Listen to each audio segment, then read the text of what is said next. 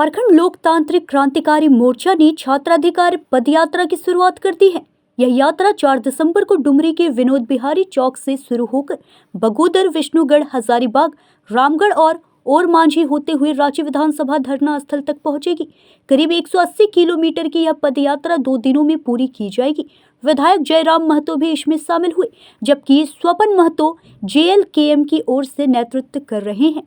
यात्रा का उद्देश्य स्थानीय व शिक्षण नीति सार्वजनिक कराने, परीक्षाओं में पारदर्शिता, रोजगार बढ़ोतरी और लंबित सरकारी नियुक्तियों को जल्द पूरा कराने की मांगों को सरकार तक पहुंचाना है। डुमरी से चंदन कुमार गुप्ता की रिपोर्ट। इस कार्यक्रम का अवलोकन करेंगे, इसका मूल्यांकन करेंगे।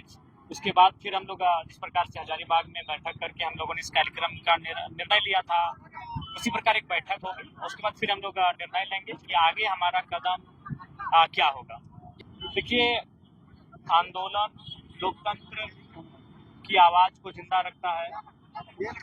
आंदोलन यह आभास करता है कि हम तानाशाही नहीं, लोकतांत्रिक व्यवस्था में जी रहे हैं। इसलिए आंदोलन लोकतंत्र के होने का आभास कराएगा। हम लोग अपने आंदोलन के माध्यम से अपनी आवाज को मजबूत करेंगे।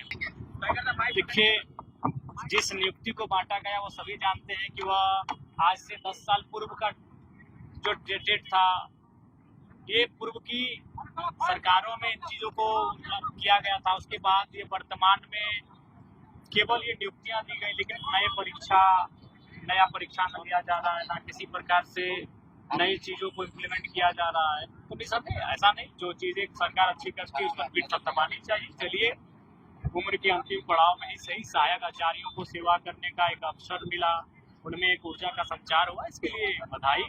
लेकिन इस राज्य के जो ज्वलंत मुद्दे हैं ये आपकी आंखों के सामने है, उस पर हम चुप भी नहीं रहेंगे। उस पर लगातार अपनी आवाज को सड़क से सदन तक बुलंद करेंगे। जी बिल्कुल, कल से विधानसभा का सत्र प्रारंभ होगा और मुख्य नियोजन पर जो खाली रिक्त पद है जिनकी भरपाई नहीं हो पाई है, रिक्त पदों की भरपाई हो, उसको लेकर मुख्य रूप से सवाल जवाब होंगे।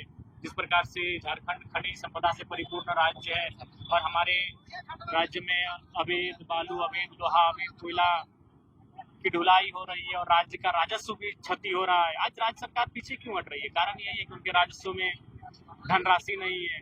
इस लिहाज से इस राज्य को आर्थिक रूप से संपन्न कैसे हो, उस पर सरकार से बहस होगी।